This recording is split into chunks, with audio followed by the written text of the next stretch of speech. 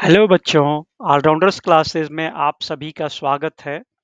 Allrounders आज उस विषय पर डिस्कस करना चाहते हैं, आप लोगों से बातचीत करना चाहते हैं, जिसमें ये कन्फ्यूज़न रहता है कैंडिडेट्स को कि हम क्यों एसएएस का एग्ज़ाम दें या हम क्यों गज़टेड पोस्ट के लिए तैयारी करें?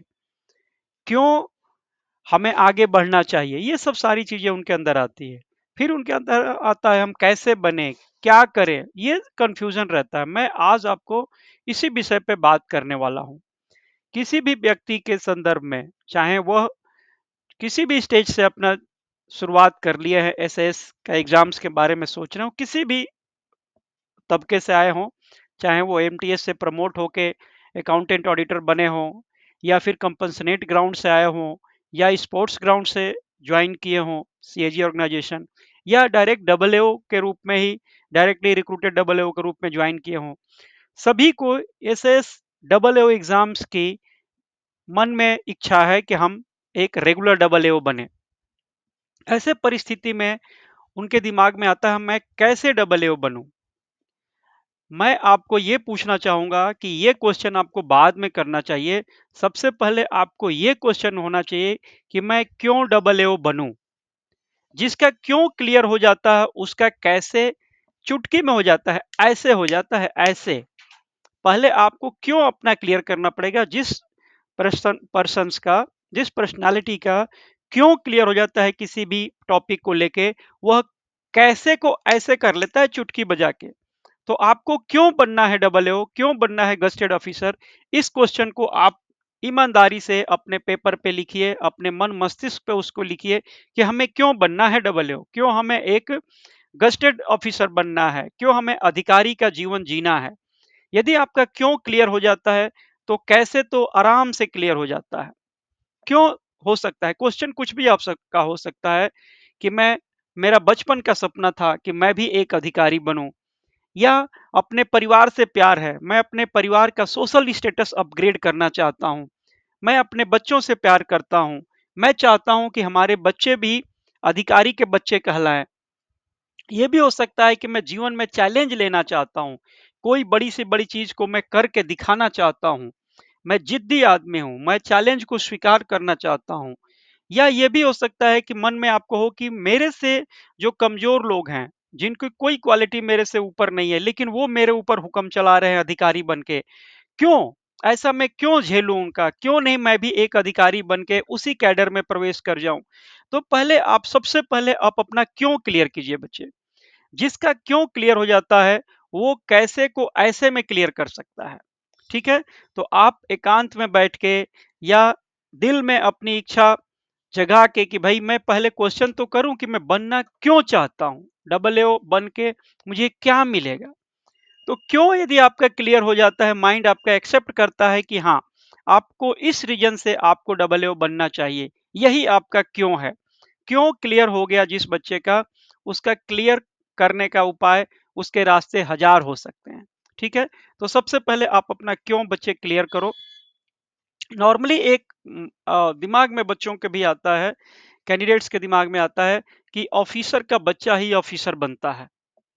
मैं ऑफिसर का बच्चा नहीं हूँ, मैं साधारण परिवार से आया हूँ, मैं हम्बल फैमिली से आया हूँ, मैं तो ऑफिसर कभी नहीं बन सकता। ये गलत भावना है बच्चे।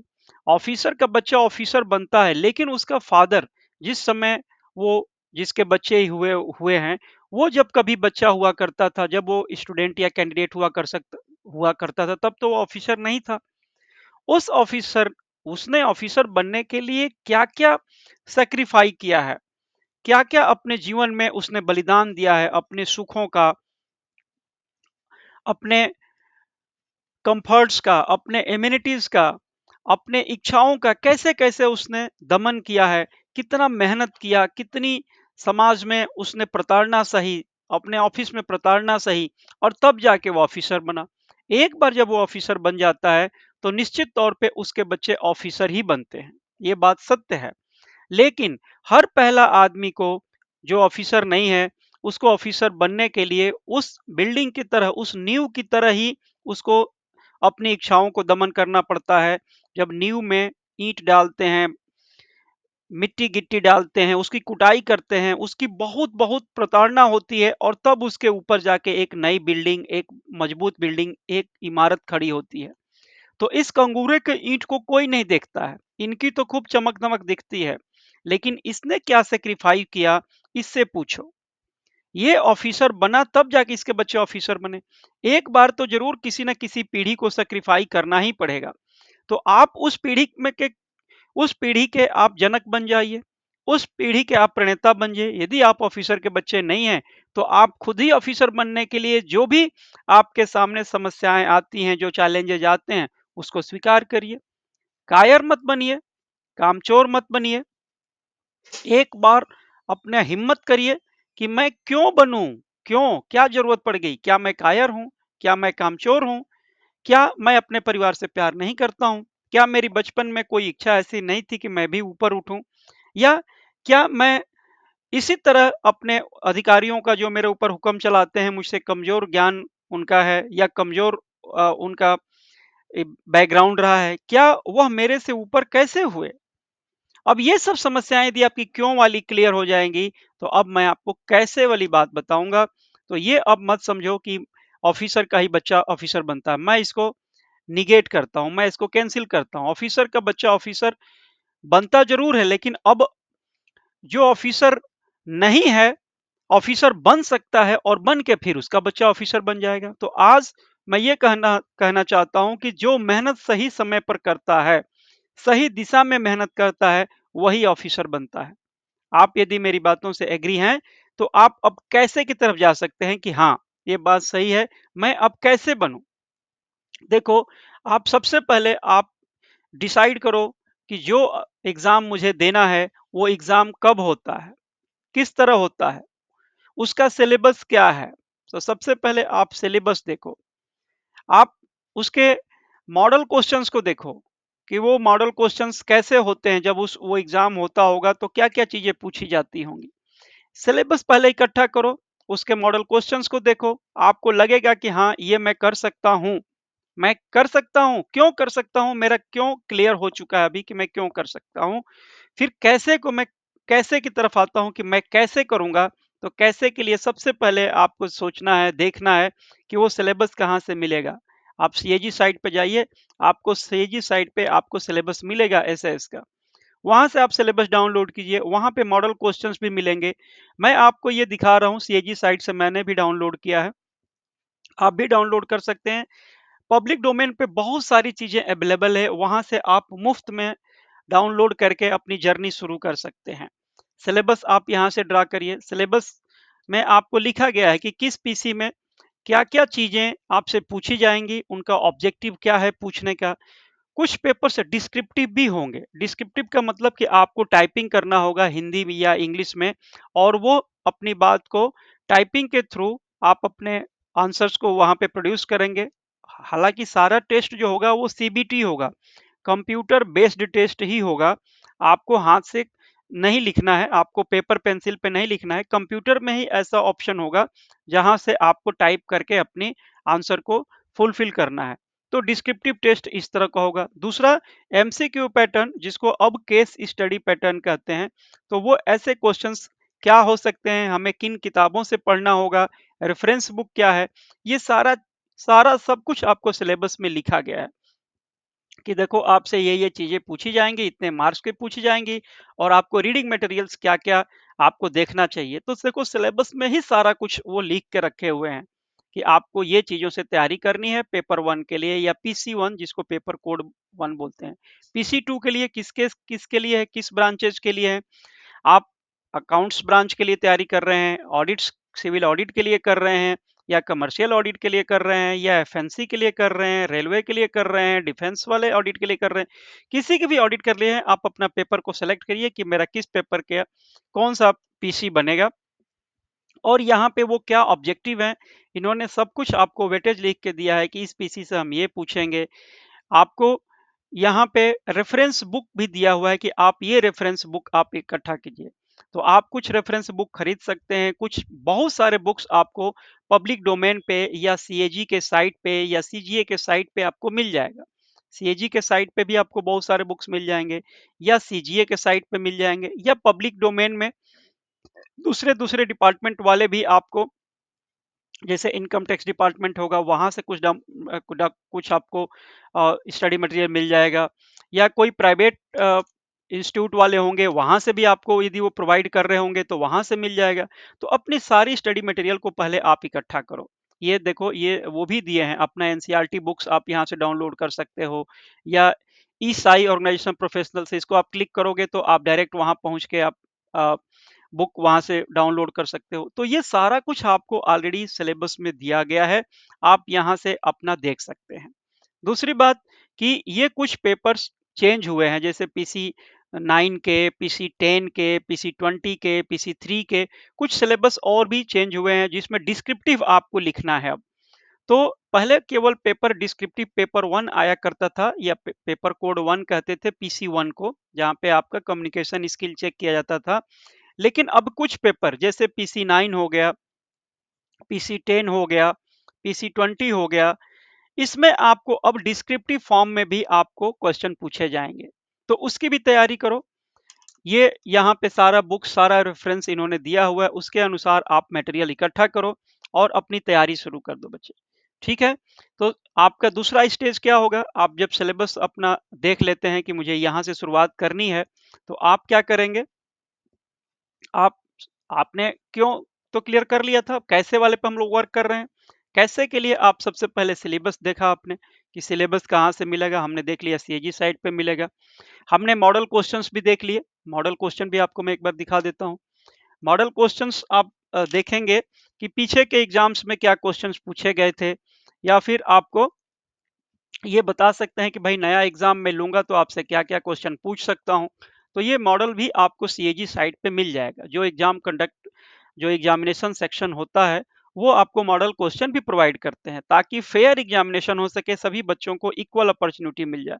तो ये पेपर 1 में पेपर 2 में क्या क्या मॉडल क्वेश्चन हो सकते हैं इन्होंने दिया हुआ है, उसका आंसर भी दिया हुआ है। तो आप इससे अपना आइडिया उन बुक को जब पढ़ोगे, पढ़ के आप इस मॉडल क्वेश्चन को करोगे तो आपको लग जाएगा कि मैं कितना परसेंट तक सही करने लगा हूँ, क्या-क्या चीज़ें मुझे आ रही हैं। तो आप अपना इवैल्यूएशन कर सकते हैं बच्चे। ठीक है? तो पहला आपने सिलेबस, अब हम लोग थोड़ा-सा सॉलिड सॉलिड वर्क करेंगे, क्या-क्या करना चाहिए, कैसे के लिए अब हम वर्क कर रहे हैं। सिलेबस देखो, मॉडल क्वेश्चंस देखो, क्या-क्या क्वेश्चन पूछ सकते हैं। आप रेफरेंस बुक के हिसाब से आप मटेरियल इकट्ठा करिए। रेफरेंस बुक जो भी आपके सिलेबस में दिया गया है, रेफरेंस बुक का स्टडी मटेरियल आप कलेक्ट करिए। उसको चाहें तो आप प्रिंट भी कर सकते हैं, चाहें तो आपके लैपटॉप पे भी उसको डाउनलोड करके वहाँ से भी पढ़ सकते हैं। ये सारी चीज़ें आपको करने के बाद आपको टाइम सेट करना है, अपना टारगेट सेट करना है कि मैं कितने दिन में करूँगा, मेरी एलिजिबिलिटी कब बन रही है। तो आपको टाइमिंग अपना सेट करना पड़ेगा कि मेरे पास कितने घंटे होते हैं पर डे, क्योंकि आप सर्विस पर्सनल हो, आप लोगों के पास एक स्टूडेंट्स की तरह पूरा 24 घंटा टाइम नहीं है। आप लोगों के पास 8 घंटा कम से कम ड्यूटी करनी होती है पर डे और 8 घंटे में भी आने-जाने का टाइम लगा लो, कम से कम 10 घंटे, 12 घंटे तो आप लोगों को ड्यूटी करने में ही लग जाता है, आने-जाने, ट्रैवलिंग में या जैसे भी। तो एवरेज मान के चलो कि 10 आवर्स तो आपके वहाँ चले जाते हैं। 7-8 घंटे सोने में चले जाते हैं। मुश्किल से आपके पास 4-5 घंटे बचते हैं। यदि टारगेट यदि 8 पीसी हैं टोटल पेपर कोड आपके पीसी जिसको कहते हैं 8 पीसी हैं एक ब्रांच के लिए। तो 8 पीसी मतलब एक पीसी को भी 1 मंथ कंसीडर करो तो 8 पीसी को कंप्लीट करने में आपको 8 महीने कम से कम लगेंगे। ये आपका मिनिमम होगा 8 महीने। और 8 महीने में भी यदि आप 8 घंटा पढ़ते हो तो, क्योंकि सभी पीसी को कम से कम एक बार तो रीडिंग करना पड़ता है। रीडिंग रीडिंग करने के बाद फिर उसमें से आप क्वेश्चंस पे जाते हो। आप देखते हो कि बहुत सारे क्वेश्चंस मुझसे नहीं हुए, फिर वापस सेकेंड रीडिंग पे आते हो, ये चीज़ें कहाँ पे छुपी थी, मैं उससे ओवरलुक कैसे हो गई, फिर आप उस पे वर्क करते हैं। तो रीडिंग में कम से कम एवरेज निकाल के चलें तो एक पीसी को तैयार करने में, एक पेपर को तैयार करने में कम से कम 1 मंथ का टाइम लगेगा और 8 घंटा आपके पास होना चाहिए।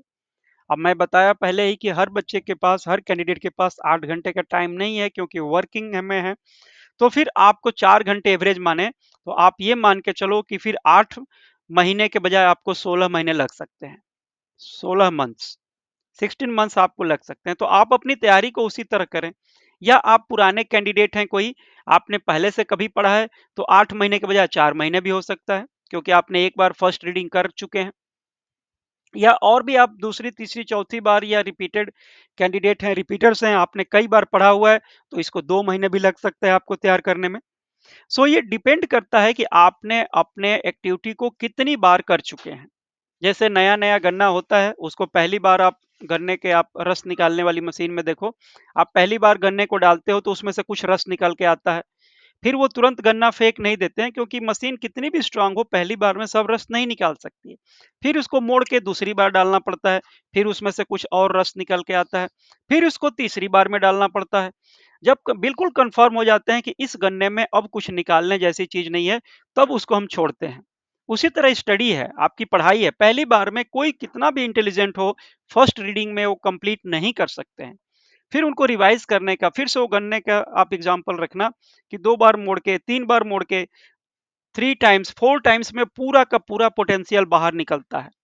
तो उसी तरह आपकी स्टडी है, आप इस तरह प्लान करके चलो, तो आपका विद इन टारगेट जो भी आपके पास टाइम अवेलेबल है, उससे आप तैयारी कर सकते हैं।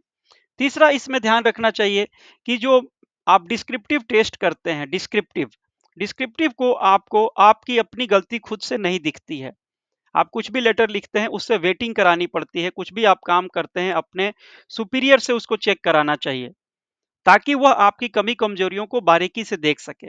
तो वेटिंग करने वाला आपसे सुपीरियर होना चाहिए, आपसे बेटर होना चाहिए। आपके समकक्ष होगा तो शायद वह आपकी चीजों को नहीं देख पाए। इसलिए अपने वेटिंग किसी सीनियर से कराओ, जो आपको सीनियर यदि आपका हेल्प कर सकते हैं तो। या कोई मेंटर खोज लो, आप किसी इंस्टीट्यूट में ज्वाइन कर सकते हैं। वहाँ मेंटर आपका रेगुलर डिस्क्रिप्टिव टेस्ट चेक करेंगे, और कोई कमी होगी उसमें इवैल्यूएट करके आपको पॉइंट आउट करेंगे कि इसको ऐसे लिखो, इसको ऐसे लिखो।